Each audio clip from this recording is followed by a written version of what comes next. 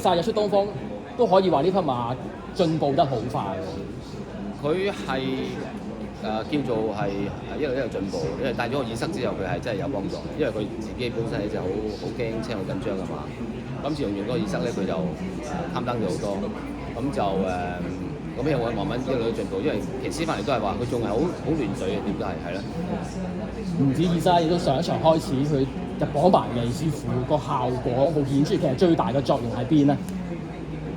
因為佢係自己本身係又緊張啦，又急啦，咁耳塞同埋綁嚟都係對佢係正面嘅，咁就用咗呢啲咁樣嘅配備，佢係真係乖巧咗好多，係啊。雖則佢喺沙田田泥試過啲轉彎閘啦，但係咪都暫時都係因為佢自己嗰個有少少呢啲缺點問題而 keep 住跑直路賽先咧？